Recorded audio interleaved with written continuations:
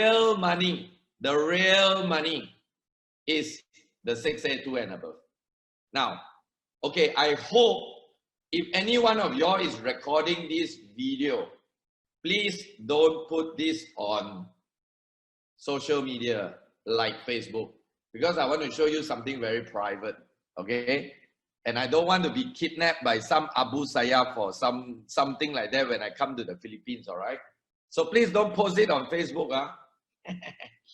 Now, what I mean by the 682 and above bonus, I tell you, it's very interesting. You will love my life. You will love Energic for this. You will love everything about what I'm doing and what you are doing about this. Let me just show you. Okay. Now, most of y'all know that I went to Cambodia. I went to Cambodia on the 4th. I went to Cambodia on the, no, wait. I went to Cambodia on the 1st. On the 1st of November. And as soon as my plane touched down in Phnom Penh Airport and my guys came to pick me up at the airport, I got an email. I always call this the love letter from Energic. I always love love letters from Energic. So as I landed in Cambodia, Phnom Penh Airport, I got a love letter from Energic. And it says, and it is 1st of November at 3:56 p.m. That's the time I landed. And it says here, 6823, the title, 6823 and above monthly bonus for September 2019. And to my ID, dear Mr. Gary, kindly be informed that we have paid out your 6823 monthly bonus to you on the 30th of October. Wow, they have already banked in. They are just telling me they're banked in, but the money is already in my bank account. The total amount paid was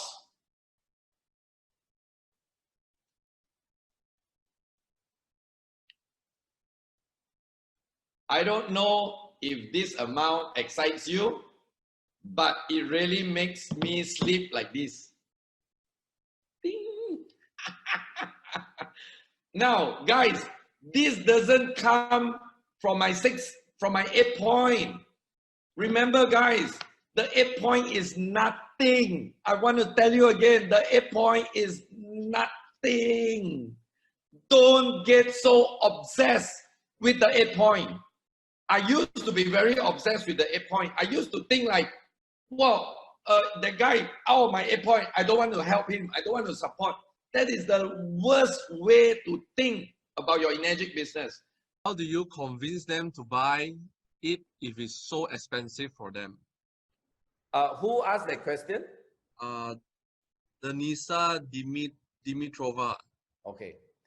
Now, Demisa, I hope I mentioned your name correctly.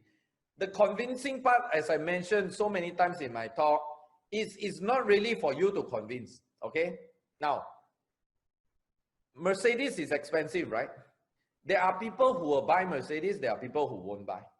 So the right people will buy, the wrong people won't buy. So your product, if you ask me, is Kangen machine expensive? My answer is no.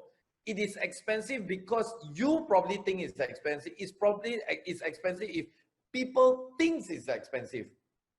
So whenever and this is what I like to tell people, when somebody says that the machine is expensive, I always like to ask them a question before I do any answer. I will always like to ask them this question. When you say it's expensive, you surely must be comparing the Kangen water, the Kangen machine with something. What are you comparing? You let them talk. So they probably will tell you, oh no, you know lah, the water filter, you know, the water filter is only this price, or the bottled water is only this. So they are comparing an apple with a banana.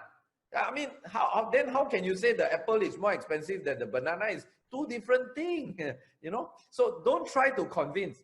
Try to make the thing clear. Try to create clarity to your people. You don't need to convince. But of course, after you said everything and yet they don't buy, it's okay. They are not the right one. They are not the right people. And remember, your role is not to sell the machine anyway. I already told you, right? So if the guy don't buy from you, don't buy lah. But if the guy can see the business and he knows the opportunity, that is the person you need to sell your vision. You don't need to convince already. You need to sell your marketing plan. I did it the moment I started my business. Why? Because even when I start my business, I am not selling the machine. Guys, I want you all to listen here very carefully.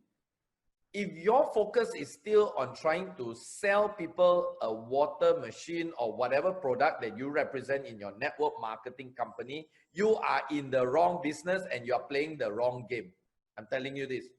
Your entire focus needs to be focused on looking for business partner. If while you are looking for business, off and on you have 1 or 2 people coming to you wanting just to buy the machine as a user, it's okay. But your entire mindset and focus need to be going out there to look for people wanting to do your business. That is the game of network marketing. And I've been mentioning this over and over and over and over again. So I hope you all understand that. Okay, so the training process starts from day one because you want to be recruiting. You want to be recruiting people to do your business. You are selling a McDonald's franchise. So if you are selling a McDonald's franchise, doesn't it make sense when somebody immediately buys your franchise, you need to do the training? That's what I'm trying to say. All right, Jeffrey? Beautiful Kuju Kushima here in Japan, Sasebo. Today, I want to share something called customer acquisition cost.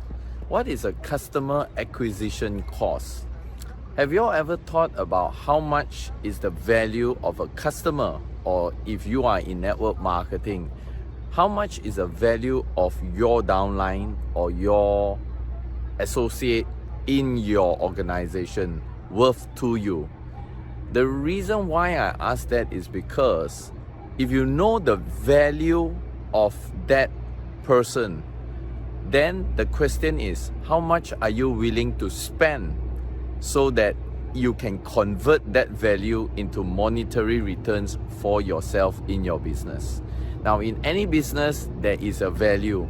Like, for example, if one person in your network marketing, and this is especially for the network marketing industry, if that one person could give you $1 million in 5 years, let's say, then the next question is, how much are you willing to spend on that one person to be able for that person to give you that 1 million? Because at the end of the day, you need to invest in your business, right?